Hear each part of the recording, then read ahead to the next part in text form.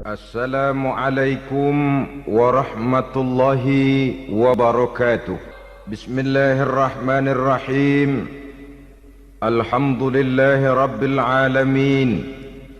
Wassalatu wassalamu ala ashrafil anbiya'i wal mursalin wa ala alihi wa sahbihi ajma'in, amma ba'du. Saudara-saudara kaum muslimin rahimakumullah, salah satu dari misi Islam ialah mengangkat harkat dan martabat manusia yang sebelumnya dibedakan oleh warna kulit, oleh suku bangsa dan bahasa. Seluruhnya diikat dengan satu akidah, menghilangkan perbedaan akibat warna kulit, suku bangsa dan bahasa. Termasuk dalam upaya itu betapa Islam telah mengangkat harkat dan martabat kaum wanita. Maka pada pertemuan kali ini kita akan membicarakan tentang peranan wanita sepanjang pandangan agama. Sebelum Islam datang, nasib perempuan nyaris hanya berputar di segitiga saja. Dapur, sumur, kasur. Kasur, sumur, dapur. Seolah-olah wanita terpaut dengan tiga itu tadi. Seolah-olah wanita tidak bisa berbuat lebih banyak daripada itu. Bahkan di tengah masyarakat jahiliyah, bayi perempuan mendatangkan aib sehingga mereka lalu dikubur hidup-hidup. Maka datang Islam dengan tegas mencanangkan satu revolusi yang mengangkat harkat dan martabat kaum wanita. Nabi bersabda, "An-nisa'u imadul bilad, iza saluhat saluhal bilad, wa iza fasadat fasadal bilad." Wanita adalah tiang negara. Jikalau baik wanita, baiklah negara. Jikalau rusak wanita, hancurlah negara. Dalam berbagai ayat Al-Quranul Karim menjelaskan tentang wanita dan peranannya. Al-Quran bercerita tentang Siti Hawa. Al-Quran bercerita tentang anak perempuan Nabi Adam, Iklima dan Labuda, yang menyebabkan Habil dan Qabil saling berbunuh-bunuhan. Al-Quran menceritakan bagaimana ibunya Nabi Musa mendapat wahyu untuk menghanyutkan anaknya di hilir sungai Nil. Al-Quran bercerita tentang Siti Maryam, ibu daripada Nabi Isa. Al-Quran bercerita tentang dua putri Nabi Yusuf, yang akhirnya salah satunya menjadi istri daripada Nabi Musa. Pun Al-Quran bercerita tentang Ratu Balkis, seorang wanita yang menjadi penguasa di negeri Sabah, yang demikian besar pengaruhnya dan wawasannya. Dan banyak lagi Al-Quran menceritakan keadaan kaum wanita, sampai-sampai dalam Al-Quran ada satu surah yang dinamakan surah An-Nisa. Ini seluruhnya berarti bahwa Al-Quran telah menempatkan kaum wanita dalam satu posisi yang mulia dan terpuji. Al-Quran memberikan emansipasi, bahwa wanita berhak mengejar kemajuan sebagaimana halnya kaum laki-laki. Tetapi sungguh pun demikian, Al-Quran tetap memberikan batasan-batasan sepanjang emansipasi itu tidak bertentangan dengan kodrat kewanitaan itu sendiri. Kalau persamaan dan kemajuan, kalau emansipasi dan hak asasi sudah tidak sesuai lagi dengan kodrat kewanitaan, pada akhirnya bukan mengangkat harkat dan martabat kaum wanita, justru malah merendahkan derajat dan martabat kaum wanita itu sendiri. Seperti sebagian besar wanita ini, mereka berteriak menuntut tentang persamaan hak, tapi mereka melupa apa batasan daripada persamaan hak itu sendiri. Sesungguhnya Islam dengan segala konsepsinya yang mengangkat martabat kaum wanita itu memberikan keleluasaan kepada kaum wanita untuk maju bersama laki-laki sepanjang tidak menginjak-injak kodrat kewanitaan itu sendiri. Kalau sudah sampai kepada menginjak kodrat kewanitaan, maka akan merendahkan martabat kaum wanita. Sebab apa? Secara fisik dan psikis, agaknya memang laki-laki sudah ditakdirkan oleh Allah untuk menjadi pembimbing bagi kaum wanita. Walaupun tidak tertutup kemungkinan wanita tampil sebagai pemimpin, tetapi dari segi fisik biologis misalnya, laki-laki itu diciptakan kekar, kuat untuk memikul dan melaksanakan tugas-tugas yang berat. Sedangkan perempuan pada umumnya adalah lembut, ayu, lemot, denok, geboy, dan lain sebagainya. Maka kalau kita baca sejarah, Allah itu belum pernah mengutus rasul perempuan. Semua rasul laki-laki. Sebab apa? Secara fisik biologis tugas kerasulan lebih dimungkinkan oleh seorang laki-laki. Tugas rasul itu berat. Kadang-kadang perang, dicaci maki, berhadapan dengan ujung tombak, ujung pedang dan lain sebagainya. Makanya seluruh rasul laki-laki, dan Allah belum pernah mengutus rasul perempuan. Dari segi lain, perempuan itu banyak terhalang untuk melaksanakan ajaran agama. Misalnya 1 minggu dalam sebulan perempuan itu terkena cuti khusus, mengalami masa menstruasi, tidak sholat, tidak puasa, tidak melaksanakan ajaran agama yang tidak dibolehkan pada saat menstruasi itu. Kalau ada rasul perempuan, lalu saat malaikat akan menyampaikan wahyu, kebetulan rasulnya sedang wah, itu bisa balik lagi malaikat Jibril ke langit itu. Mau turun nyampein wahyu, balik lagi ke atas, ditegur, kenapa balik lagi Jibril? Rasulnya lagi head.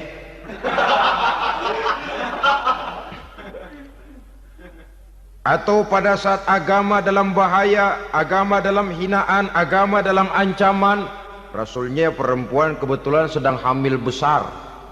Apa lalu perang ditunda? Pengumuman perang ditunda saja sampai rasul melahirkan. Tentu lebih tidak mungkin lagi. Secara fisik biologis, laki-laki lebih memungkinkan untuk melaksanakan tugas kerasulan ini. Maka seluruh rasul yang diutus Allah adalah laki-laki.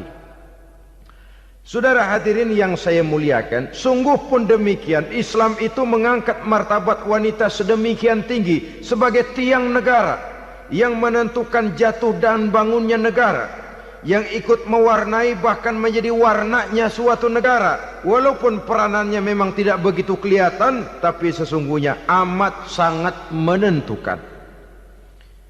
Oleh karenanya, secara umum, emansipasi yang digariskan oleh Islam, emansipasi yang tidak bertentangan dengan kodrat kewanitaan di berbagai aspek kehidupan. Kalau sekarang emansipasi ini kelihatannya sudah salah pasang, salah kaprah. Bahkan belum lama kita menyaksikan bagaimana ada binaragawati. Di zaman sekarang perempuan sudah mulai angkat besi. Saya mulai mikir kalau perempuan sudah pada angkat besi, ini sudah tanda suaminya udah dekat dibanting-bantingin ini. Tahun-tahun mendatang mungkin akan menyusul perempuan mulai narik becak.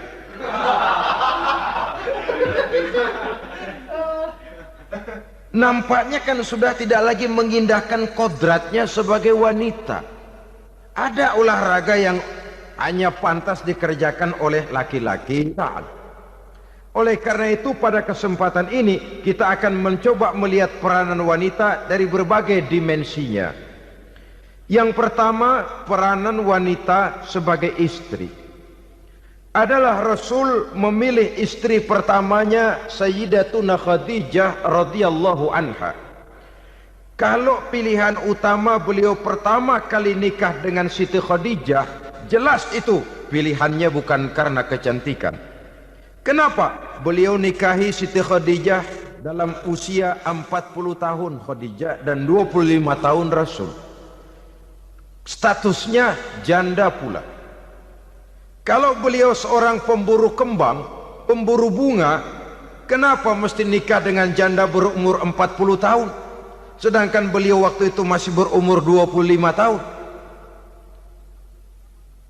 Apa sasaran utamanya? Bisa kita lihat nanti setelah beliau diangkat menjadi Rasul. Ternyata Khadijah lebih daripada seorang istri, beliau masuk ke dalam staf Nabi. Orang lain beliau belum beriman, beliau malah beriman lebih dahulu sebagai perempuan pertama yang masuk Islam. Orang lain memusuhi Nabi, beliau malah mengorbankan hartanya untuk membantu perjuangan Nabi. Istri setia semacam ini, dengan peranannya sebagai istri yang sedemikian rupa, memberikan andil yang sangat besar bagi kesuksesan dan keberhasilan seorang suami.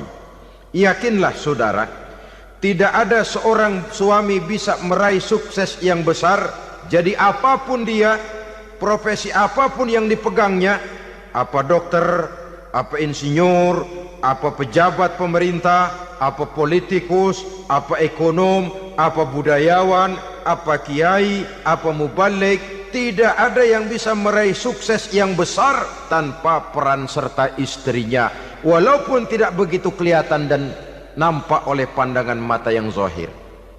Sebaliknya, seorang istri bisa mempengaruhi suaminya.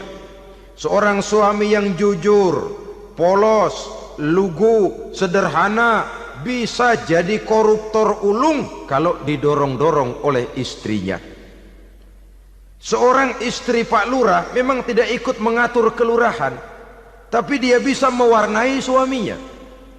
Seorang istri gubernur memang tidak ikut mengatur provinsi, tapi dia bisa mewarnai suaminya. Sepanjang warnanya positif, tentu sangat baik dan sangat diharapkan. Tetapi kalau warnanya negatif, kiamatlah akibatnya umat ini. Oleh sebab itu, peran pertama dari kaum wanita sesungguhnya adalah sebagai istri yang mendampingi suami untuk mengolah dan melaksanakan tugas-tugas besar. Dari seorang yang paling kecil sampai kepada seorang yang punya jabatan paling tinggi sekalipun, pengaruh dan peranan istri memang sangat menentukan.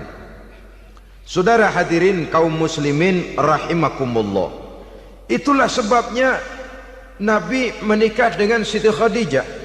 Dan lebih dari itu, sebelum menikah dengan Nabi, Siti Khadijah itu sudah terkenal sebagai pengusaha wanita, business girl kalau bahasa sekarang ini. Bahkan jaringan-jaringan bisnisnya tidak hanya Mekah saja, tidak hanya antar kota, bahkan sudah antar negara, dari Mekah ke Syam, dari Mekah ke Madinah dan lain sebagainya, yang bahkan kita tahu Rasul pada mulanya pun ikut membantu perdagangannya Siti Khadijah radhiyallahu anha ini. Jadi kalau bercermin dari karier Siti Khadijah, boleh saja wanita bergerak di bidang bisnis, asal memang profesi, bukan karena dengan senjata dan modal kecantikan lalu membujuk dan meraih orang sampai telap sehingga bisnisnya berjalan lancar dengan jalan menjual kecantikannya. Tidak, bergerak di bidang bisnis yang memang profesinya di situ. Tidak ada salahnya. Bisa saja perempuan menjadi business girl seperti yang dicontohkan oleh Siti Khadijah radhiyallahu anha ini. Sebab itu, kontes-kontesan yang hanya bertitik kepada rupa yang ayu saja, rupa yang cantik saja, sesungguhnya bukan hanya tidak bermanfaat, tapi saya pikir juga sangat tidak mendidik.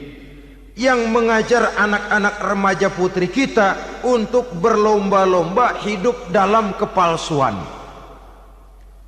Alis mata palsu, hidung pesek dimancungin palsu, operasi plastik. Alis matanya dikerik bikin yang palsu, tai lalat lagi bikin yang palsu, gincu bibir dimerahin palsu. Seluruhnya hidup dalam kepalsuan.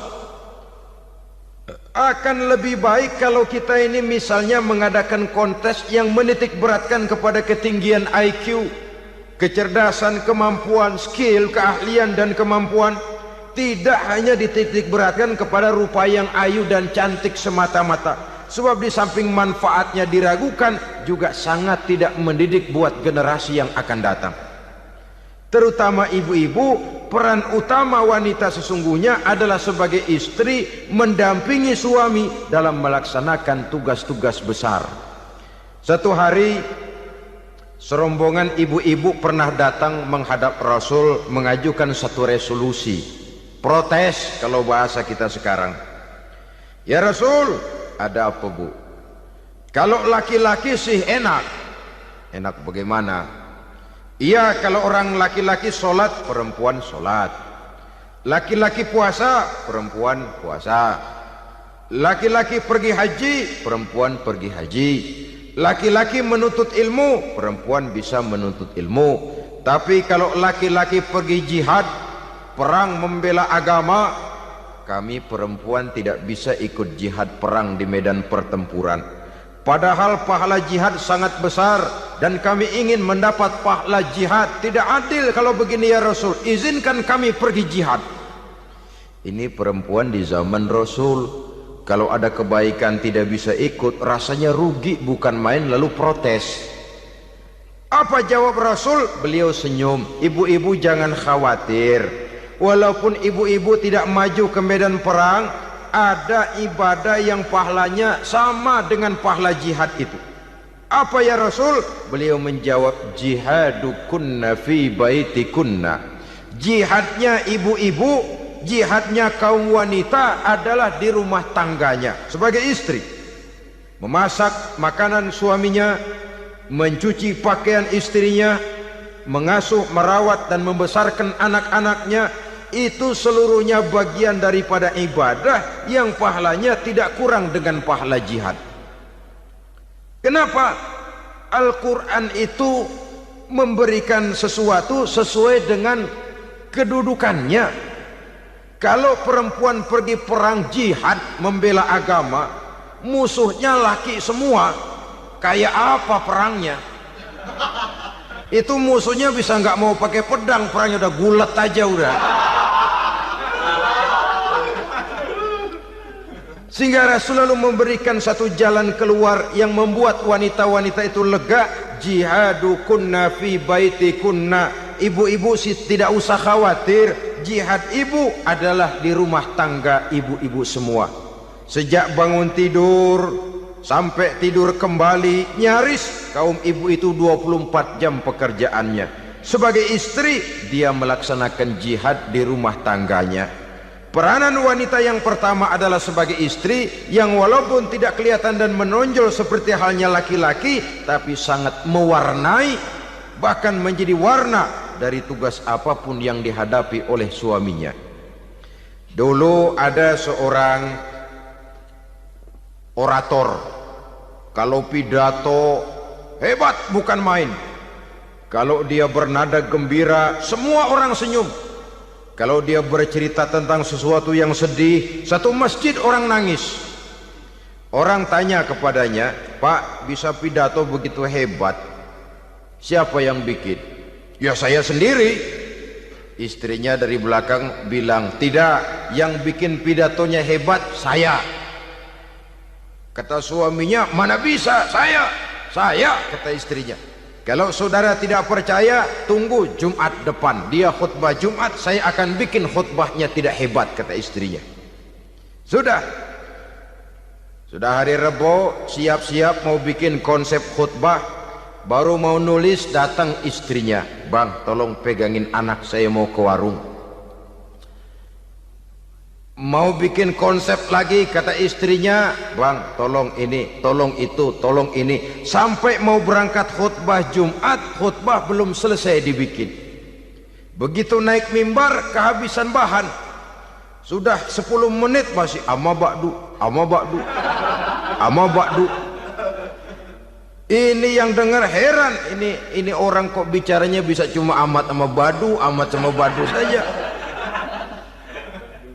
Di situ kelihatan saudara-saudara betapa peran serta istri yang walaupun tidak kelihatan oleh pandangan mata yang zahir tapi teramat sangat menentukan. Sekali lagi, tidak ada seorang suami bisa sukses jadi apapun dia tanpa peran serta istrinya di rumah. Tidak ada kemajuan yang bisa diperoleh kalau tidak karena peran serta istrinya di rumah.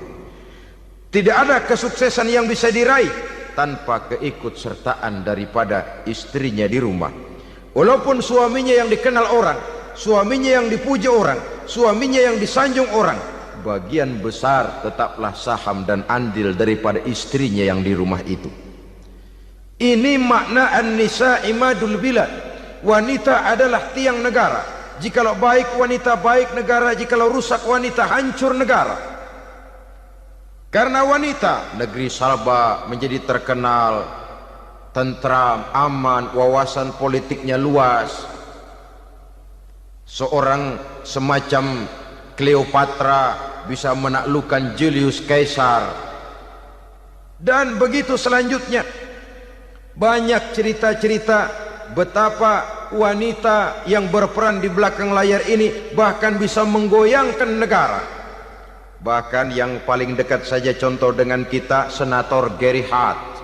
Saudara masih dengar tentu itu, betapa harus terpaksa mengundurkan diri dari pencalonan presiden Amerika karena kasusnya dengan Donna Rice itu, dengan hostess itu.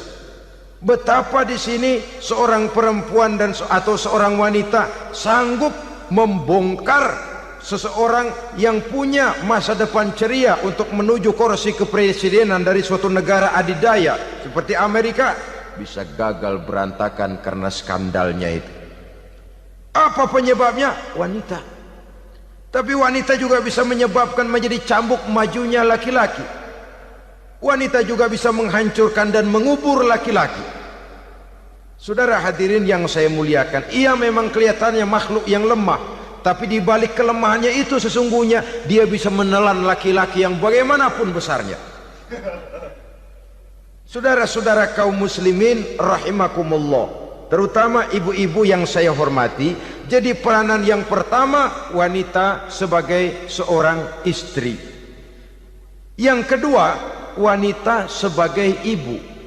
Ini juga sangat besar pengaruhnya dalam membentuk generasi masa yang akan datang. Bapak oleh karena kesibukan tugasnya tentu lebih banyak di luar rumah. Yang nyaris 24 jam di rumah itu ibu. Bagaimana dia merawat anaknya, bagaimana dia menaruh perhatian terhadap anaknya, bagaimana ia melimpahkan kasih sayang kepada anak-anaknya, akan membentuk kepribadian anak dan artinya membentuk generasi yang akan datang. Kalau seorang ibu sudah cuek-cuek saja kepada anaknya, padahal Quran mengatakan al-jannatu tahta aqdamil ummahat, surga di bawah telapak kaki ibu. Hadis ini bisa kita artikan macam-macam. Pertama, anak tidak akan mendapat kebahagiaan tanpa ridho daripada ibunya. Kedua, ibu adalah wanita agung yang harus ditaati. Ketiga, neraka atau surga anak bergantung kepada ibu, bagaimana dia mewarnai anak. Kalau ibunya cuek-cuek saja sama anaknya, dan sering jadi contoh klasik, kalau anak ayamnya beduk maghrib belum pulang, satu RT dicariin, hansip diundang, kalau perlu dan ramil dilapori. Tapi kalau anak gadisnya jam 12 tengah malam belum pulang, ibu tenang saja Pak, tidak tergerak dan tidak tertarik hatinya. Ya tentu tidak semua. Kalau sudah begitu, bukankah hakikatnya ibu sudah menciptakan neraka buat anaknya sendiri? Khalil Gibran dalam satu tamsil yang indah pernah mengatakan, kalau kita diberikan sebutir mutiara, sebutir intan, dan intan itu sebutirnya sebesar telur ayam, benda yang sangat langka dan berharga, tentu kita sayang intan atau mutiara itu. Kita jaga baik-baik, kita simpan dalam kotak, kotaknya kita kunci, kotak itu kita simpan di dalam lemari, lemarinya kita kunci lagi. Lemarinya ada di dalam kamar, kamarnya pakai pintu, pintunya kita kunci lagi. Kamar itu ada dalam rumah, rumahnya pakai pintu, dikunci lagi. Kemudian rumahnya pakai pintu gerbang besar, gerbangnya juga digembok lagi. Untuk menjaga intan itu jangan sampai hilang, begitu usaha kita berlapis-lapis. Dan intan itu sudah diberikan kepada kita, kata Khalil Gibran. Apa dia? Anak-anak yang diamanahkan Allah kepada kita. Itu intan-intan mahal, itu mutiara-mutiara pilihan yang dititipkan dan diamanahkan untuk kita jaga sebaik-baiknya. Haruskah dia sia-sia di tangan kita? Haruskah dia merana jatuh di tangan ibu yang tidak punya tanggung jawab? Saudara hadirin yang saya muliakan, oleh karenanya peranan sebagai ibu ini sangat menentukan bagi pembentukan generasi yang akan datang. Salah ibu mengarahkan anak, akan lahir generasi mendatang yang tidak kita harapkan. Sehingga Nabi bersabda, kullu mauludin yuladu 'alal fitrah fa abawayhi yuhawwidanihi aw yunassiranihi aw yumajjisanihi. Setiap bayi dilahirkan dalam keadaan suci. Setiap bayi dilahirkan dalam keadaan bersih, tidak punya dosa. Islam tidak mengenal dosa warisan. Semua saja bayi lahir dalam keadaan suci dan bersih. Kalau demikian lalu bagaimana? Kata Nabi, ibu bapaknya lah yang kelak akan menjadikan anak itu sebagai Yahudi, yang kelak menjadikan itu anak itu sebagai Nasrani, atau menjadikan anak itu sebagai Majusi. Ibu bapaknya yang mewarnai anak. Ibaratnya anak itu kertas putih, mau ditulis tinta hijau warnanya hijau, mau ditulis tinta merah warnanya merah, mau ditulis tinta hitam pun warnanya hitam. Oleh karena itu pembentukan anak yang soleh secara mental sesungguhnya sudah diwarnai oleh kebiasaan ibu bapak dalam pergaulan di rumah tangganya secara mental. Sehingga dengan demikian saudara-saudara, salah kaprah ibu dalam mengarahkan anak-anaknya akan melahirkan generasi penerus yang sungguh-sungguh tidak kita harapkan, dan pada gilirannya akan membahayakan perkembangan bangsa dan negara, membahayakan kita sebagai suatu umat. Apalagi sekarang ini masih banyak orang-orang muslim, orang-orang tua muslim yang kadang-kadang menyekolahkan anaknya di sekolah yang membahayakan akidahnya, mematikan imannya, menghancurkan tauhidnya. Pokoknya asal bonafid keluar sekolah ada jaminan lapangan kerja. Perkara anak mau kafir mau murtad bukan urusan. Alangkah ironi dan sangat menyedihkan. Saudara-saudara yang saya hormati, jadi dari segi kaum wanita peranan ibu sangat besar. Dari segi anak, ketaatan kepada ibu, doa restu ibu akan membawa kepada kebahagiaan hidup. Doa ibu mustajabah, kutukan ibu manjur. Beberapa hikayat dan riwayat menjadi contoh dan tamsil buat kita betapa tidak ada satu kebahagiaan di dunia ini yang bisa ditegakkan tanpa doa restu daripada ibu. Pantas kalau dalam Al-Quran ada Ummul Kitab, ibunya atau induknya kitab. Tiap negara punya ibu kota, bapak kota tidak ada. Lalu lagi wawasan Nusantara disebut Ibu Pertiwi, Bapak Pertiwi kemana tahu. Saudara hadirin yang saya muliakan, lalu dalam peringatan hari-hari besar nasional ada yang namanya Hari Ibu. Hari bapak nggak pernah diperingati. Ada hari ibu, dan ibu itu pun ada Ibu Kartini, ada Ibu Dewi Sartika, dan macam-macam lagi yang seluruhnya merupakan refleksi dan gambaran betapa peranan kaum wanita di dalam kehidupan ini yang memang banyak mewarnai dan menjadi warna dari suatu kegiatan.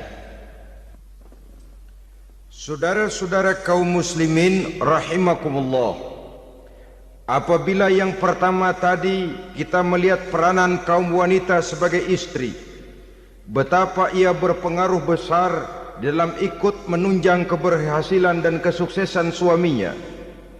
Kemudian pada peranannya yang kedua, wanita sebagai ibu di rumah tangga, betapa ia ikut membentuk, mempengaruhi, mewarnai dan membimbing kepribadian anak sebagai generasi penerus, maka pada peranan yang ketiga ini kita akan melihat wanita sebagai social agent, sebagai penggerak kegiatan sosial di berbagai bidang kehidupan. Apakah itu bernama majelis taklim, apakah itu bernama perkumpulan dan yayasan-yayasan kemanusiaan, organisasi-organisasi yang bergerak di bidang pendidikan, bahkan di zaman sekarang bukan hanya menjadi penggerak sosial, bahkan sudah banyak kaum wanita yang menggerakkan satu bangsa.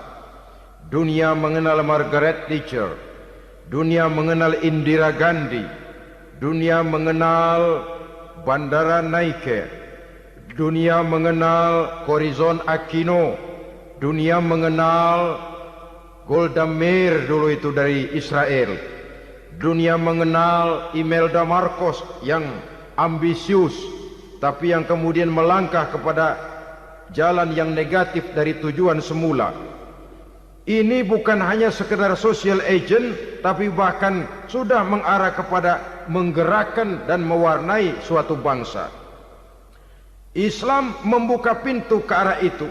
Wanita duduk dan berfungsi sebagai social agent, mengurus berbagai macam perkumpulan yang bertujuan kepada kebajikan, menyantuni yatim piatu, memelihara kesehatan, menyayangi binatang, memelihara kelestarian lingkungan dan lain sebagainya.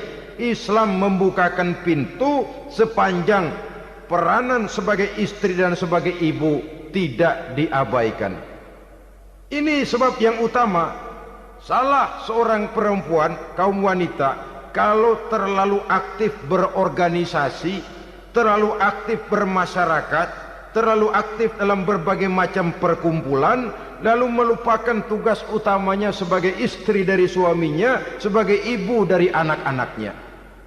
Ibu asik rapat sana, rapat sini. Anak tidak pernah diajak rapat, akhirnya si anak bikin perkumpulan sendiri, rapat menurut versi mereka. Sehingga akibatnya yang timbul anak merasa kurang diperhatikan oleh ibunya. Ngaji bagus, tapi kalau sepanjang hari ngaji saja, suami pulang mau makan tidak ada makanan, mau berganti pakaian belum lagi ditriska pakaiannya, tentu ini melupakan fungsi yang utama.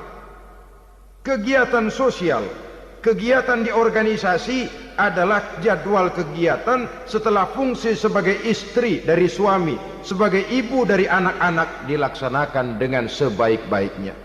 Bukan tidak baik ngaji, kalau dari ngaji ke ngaji saja. Bangun tidur ngaji, jam 7 ngaji, berangkat jam 11, sholat zuhur berangkat ngaji lagi, pulang sore, malam ngaji lagi. Suami tidak terurus, anak-anak pun terbengkalai, rusaklah rumah tangga. Dan bukankah satu bangsa terdiri dari satu tatanan masyarakat, dan tatanan masyarakat yang paling kecil bernama keluarga. Keluarga merupakan unit dari masyarakat, unit yang terkecil, dan keluarga terdiri dari pribadi-pribadi yang merupakan bapak, ibu, dan anak-anak. Sehingga masyarakat bangsa yang baik terdiri dari masyarakat yang baik, masyarakat yang baik tersusun dari keluarga-keluarga yang baik, dan keluarga yang baik akan muncul dari pribadi dan individu yang baik. Pribadi dan individu yang baik yang sadar mana kewajiban yang primer, mana kewajiban yang sekunder. Sebagai social agent, dia lalu mawas diri dengan tetap mempertimbangkan kodrat kewanitaannya itu tadi.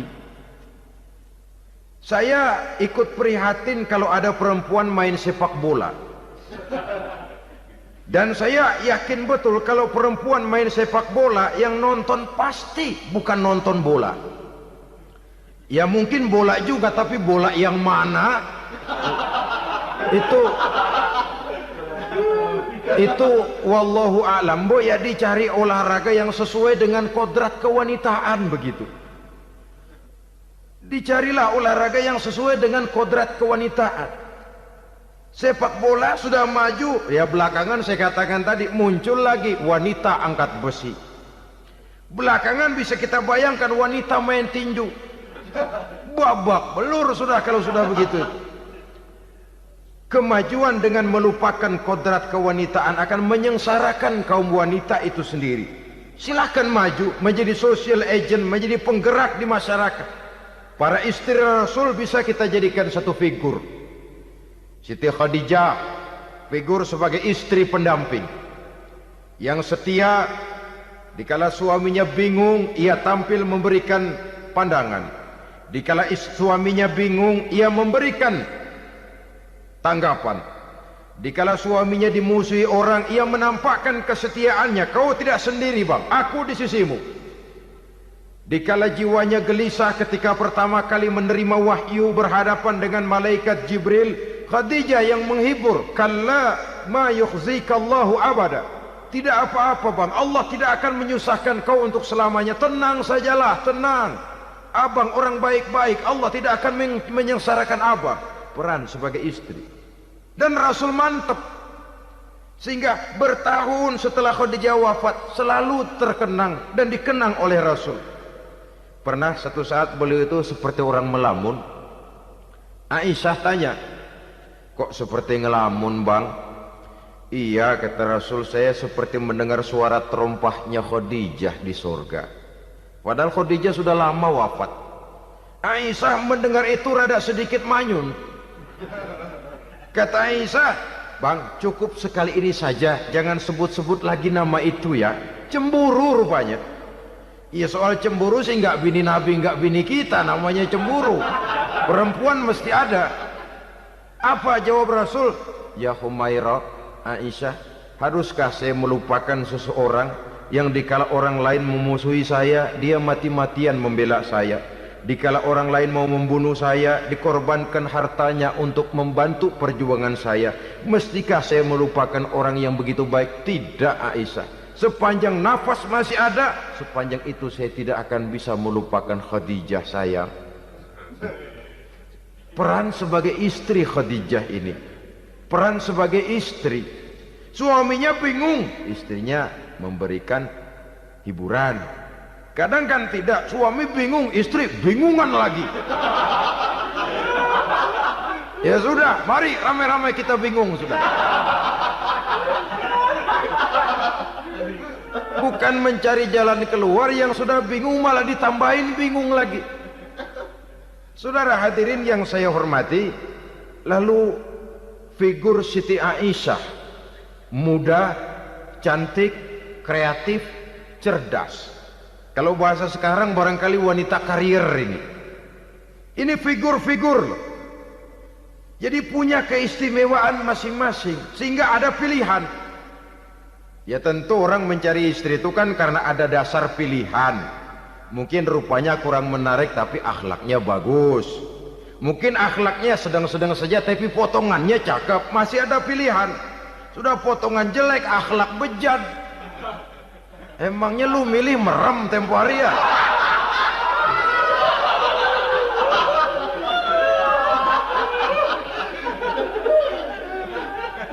Sudah nggak ada pilihan apa-apa. Lalu ada istri yang punya keistimewaan karena sifatnya yang sabar. Ada yang wataknya itu pemurah. Ada yang sifatnya itu belas kasih. Pendeknya dari istri-istri Rasul kita bisa menemukan figur-figur wanita teladan. Sehingga keliru kalau kaum orientalis barat mengatakan Rasulullah itu katanya sesungguhnya adalah seorang seks mania. Istrinya banyak. Oh ini memang bajingan ini orientalis ini. Kalau Rasulullah itu seorang seks mania, tentu yang dinikahinya itu pertama jelas gadis semua, yang kedua tentu cantik-cantik semua. Dari istri-istri beliau yang dikawininya dalam keadaan gadis cuma Siti Aisyah. Selebihnya janda. Apa pertimbangannya? Menyantuni yatim-yatimnya, mengayomi janda-janda yang ditinggal suaminya gugur di medan perang, untuk memperkuat keimanannya. Itu pilihan utama Rasul. Kita sekarang ini ya ngakunya sih ikut sunnah Rasul, cuma sunnahnya urusan kawin melulu. Ada duit sedikit, kawin maning, kawin maning. Ditanya orang kenapa kawin melulu, sih mas sunnah Rasul. Bukan main. Kalau sudah urusan kawin pahlawan betul sunnah Rasul. Padahal kawin lagi dalam Islam itu sungguh pun boleh, tapi tidak diperintah. Tidak diperintah, memang cuma boleh. Itu kalau dalam pesawat itu cuma semacam emergency exit lah ya. Yang tidak boleh sembarang waktu bisa dibuka. Kalau memang sanggup berlaku adil, tafadhol. Kalau tidak, satu juga nggak habis. Lagian saya kira perempuan itu kan cuma perbedaan rupa saja, perbedaan selera saja. Seperti singkong dengan sate, bedanya kan cuma di tenggorokan. Kalau sudah masuk ke perut, kenyangnya kan sama. Perempuan cuma berbeda dalam selera, rasanya barangkali ya, barangkali.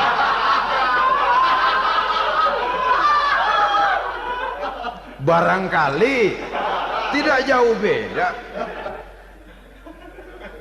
Saudara hadirinlah, Islam ini mengatur lewat pintu yang dinamakan nikah itu tadi, sehingga dengan demikian bisa dinikmati secara tenang, tentram. Tidak usah manusia ya, kucing saja. Coba lihat kucing. Kalau ikan dia boleh nyolong, kucing itu boleh curi, makannya nggak tenang kucing. Coba lihat ini. Asal dia nyolong ikan, makannya juga mindik-mindik. Matanya nengok kiri, nengok kanan. Ada sedikit gerusak, kabur. Secara nalurinya kucing tahu kalau ini ikan curian, makannya nggak tenang dia. Tapi kalau ikan kita kasih, kucing anteng, geledek juga nyamber, manteng aja dia. Nalurinya mengatakan ini ikan dikasih sama yang punya, tenang dia. Saudara hadirin yang saya hormati, orang juga gitu. Kalau hubungan suami istrinya sudah sah, diikat dengan akad nikah, tenang, anteng, nggak gerasak gerusuk, nggak kayak diubur-ubur maling, anteng aja. Dia ngintip juga, wah cuek aja udah.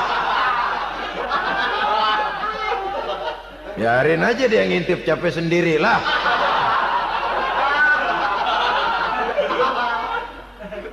Tapi kalau nyuri-nyuri, coba lihat dah. Mana di kebun banyak nyamuk, ansip mukul tiang listrik, dia yang bingung. Islam ini sesungguhnya memudahkan jalan, saudara-saudara. Jadi sebagai social agent, wanita bisa berperan untuk itu, apalagi untuk hal-hal yang menyangkut wawasan kemanusiaan, di mana kaum wanita karena emosinya lebih tinggi daripada kaum laki-laki, dia sangat peka terhadap masalah-masalah yang menyangkut kemanusiaan. Hatinya mudah tergugah, perasaannya cepat terenyuh. Dengan penderitaan dia cepat tergugah.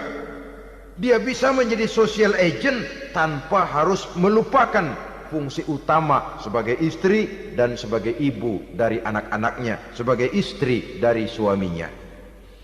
Saudara hadirin yang saya muliakan, dahulu Al-Quran pernah menceritakan betapa istri-istri pembesar di istana mewah di zaman Nabi Yusuf, kalau istilah sekarang nyonya-nyonya jet set, nyonya-nyonya VIP, betapa mereka mau memporak-porandakan keimanan seorang pemuda seperti halnya Nabi Yusuf alaihi salam. Dan Nabi Yusuf kemudian ternyata tidak mau jadi gigolo yang kerjanya hanya menyenangkan wanita-wanita jet set kelas VIP ini tadi. Sesungguhnya ini cuma satu simbol yang kejadiannya bisa saja terjadi pada zaman modern dalam versi dan kondisi yang berbeda. Namun bagaimanapun juga, wanita dengan peranannya sebagai social agent, sebagai penggerak masyarakat, sangat besar pengaruhnya dalam ikut mewarnai perkembangan suatu negara. Seorang suami perlu memberikan dorongan kalau istrinya aktif di bidang sosial, asal dengan catatan saja, fungsi sebagai istri, fungsi sebagai ibu jangan sampai terlantar karenanya. Bahkan saya katakan tadi, di zaman sekarang wanita tidak lagi hanya berfungsi sebagai social agent, bahkan sebagai national agent, penggerak dari satu bangsa. Muncul wanita-wanita yang jadi menteri, yang jadi anggota DPR, bahkan yang jadi kepala desa dan lain sebagainya. Secara umum memang ar-rijal qawwamuna 'alan nisa. Laki-laki adalah pembimbing bagi kaum wanita karena kelebihan fisik biologis, kelebihan kemampuan intelektual dan lain sebagainya. Namun wanita pun boleh saja menjadi social agent sepanjang catatan yang saya sampaikan tadi.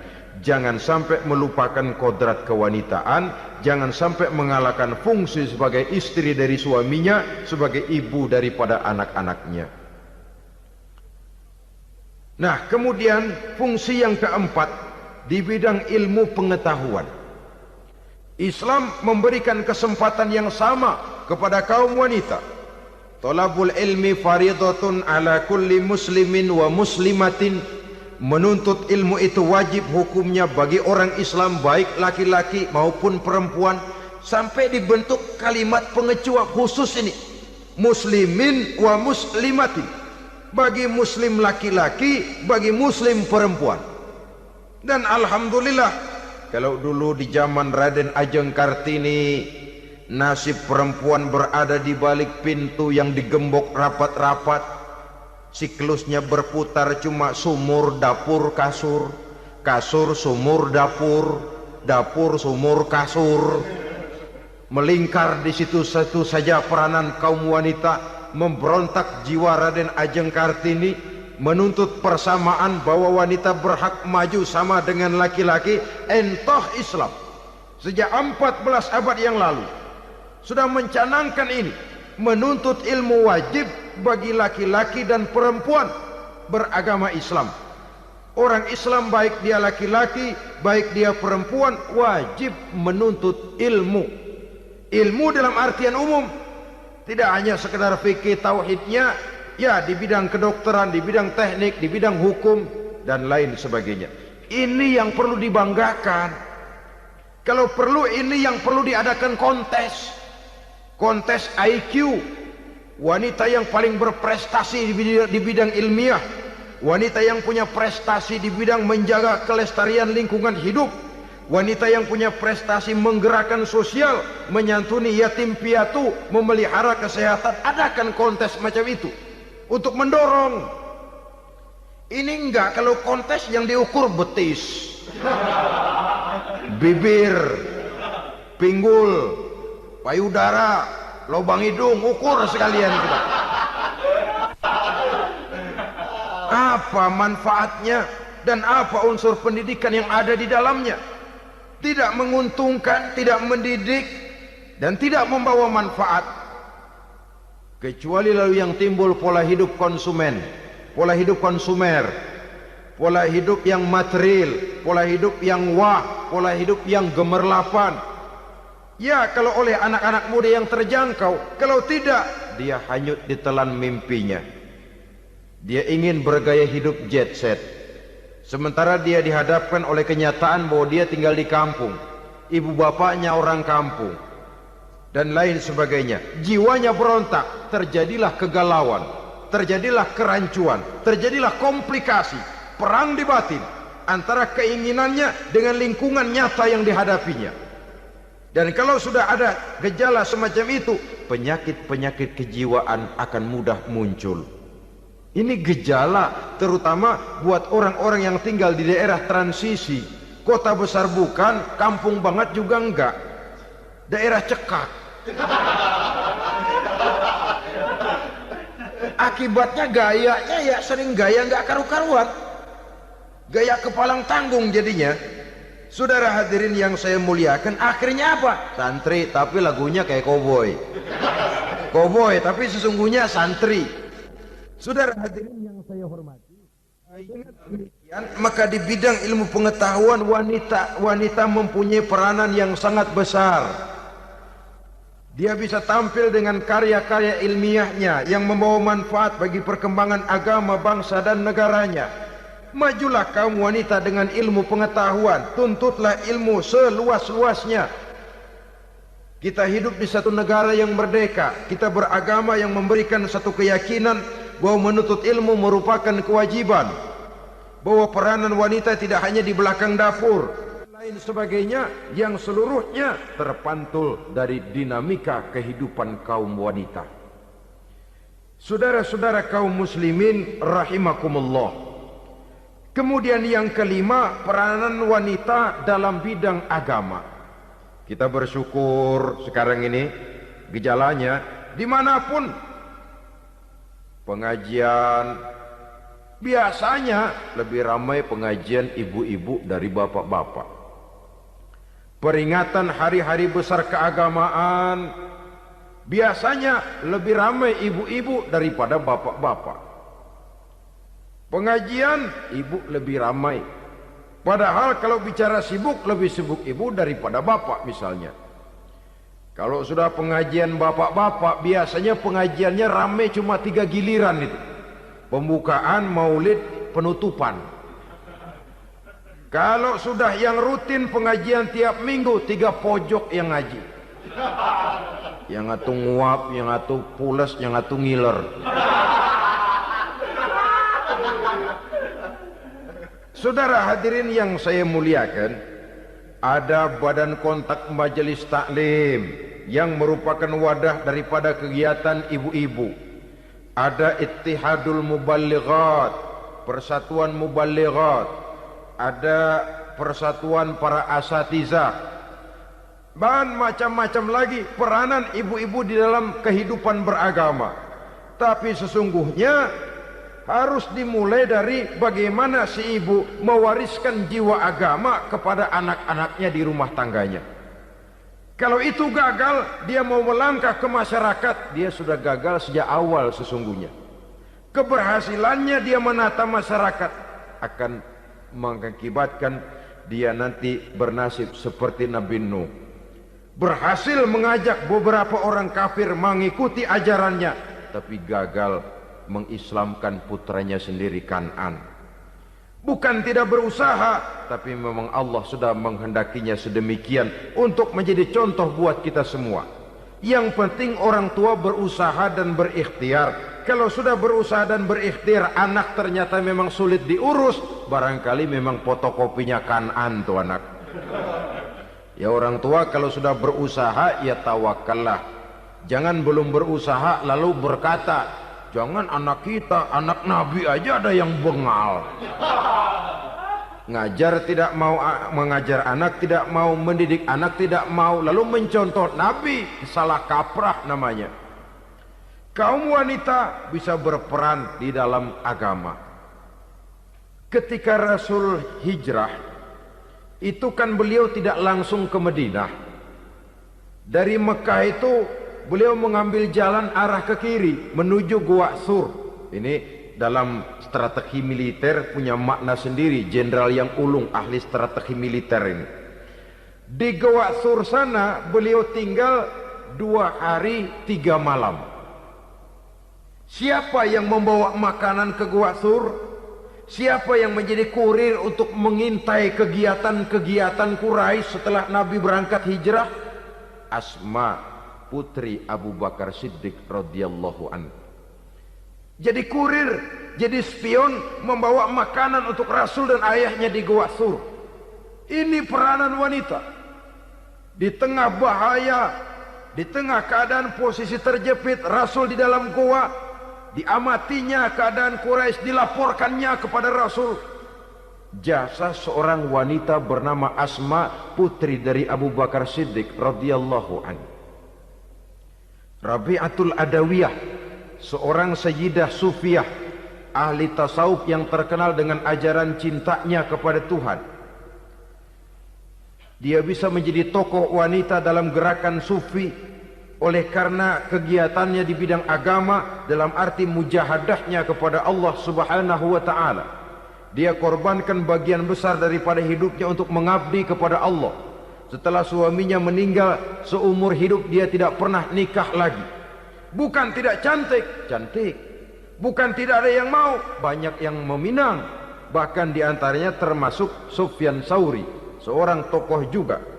pernah mencoba meminang beliau. Kata Sufyan, Rabi'ah, bagaimana? Kamu kan janda? Iya. Lalu, saya kan duda. Jadi bagaimana? Daripada kita masing-masing sendiri-sendiri kan lebih baik kita join. Maksud kamu apa? Saya mau meminang kamu. Boleh? Tapi mas kawinnya saya minta engkau jawab 4 pertanyaan saya. Kalau bisa, diri saya seutuhnya saya berikan kepada kamu. Kalau tidak, tidak usah saja. In ajabtani fi 4 masail fa ana laka. Kalau engkau sanggup menjawab 4 pertanyaan saya, seluruh diri saya bulat-bulat saya serahkan kepada kamu. Yang pertama, Sufyan, semua orang kan bakalan mati. Iya. Ya soal mati sih sama, mati. Cuma hakikat mati kan lain-lain. Ada yang matinya itu husnul khatimah. Mati baik di akhirnya. Lagi ngaji, mati. Lagi baca Quran, mati. Lagi sholat, mati.